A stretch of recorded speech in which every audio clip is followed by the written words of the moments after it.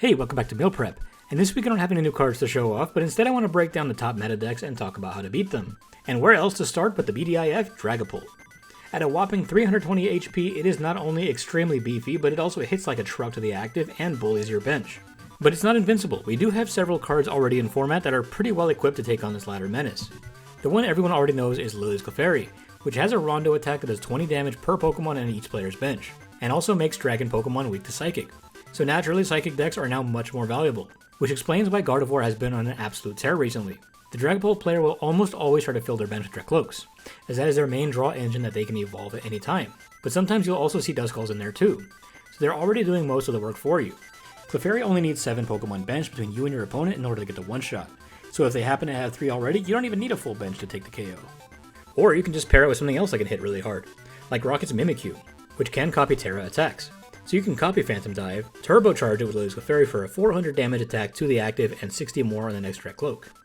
Monkey Dory is another great counter, as it has 110 HP, making it pretty difficult to snipe on your bench. And it has the Adrena Brain ability, which can pass 30 of that damage back.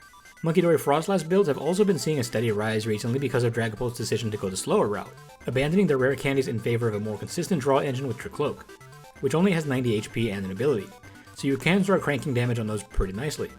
Of course, TM Devo works pretty great against all Stage 2 Pokemon, but may I interest you in something more fun? Aerodactyl with De-Evolution Ray hits for 100 and then de-evolves the Pokemon. Trloak only has 90 HP, meaning that you are taking the KO if you manage to hit with this. It also comes from a fossil, so there is no chance of you accidentally starting with this in an unfavorable matchup. Black Curum's another great option. It's a basic that takes 3 colorless to attack, but it does 90 damage and paralyzes dragons, making it a great tech card for decks that can accelerate quickly, like Joltik Bucks. Don't sleep on Paralyze. It prevents your opponent from attacking or retreating for one full turn, and there is no coin flip here. So if there is no manual switch or Turo, they're stuck there until you break the paralysis lock, buying you up to 4 turns to finish the job before they can even do anything about it. But these are just a couple of the tech cards you can include in your deck to prepare for Dragapult. What's your favorite way to deal with the BDIF? Let me know in the comments and come back tomorrow where we're going to tackle Gardevoir. And don't forget to subscribe to Chef Husky for more delicious content.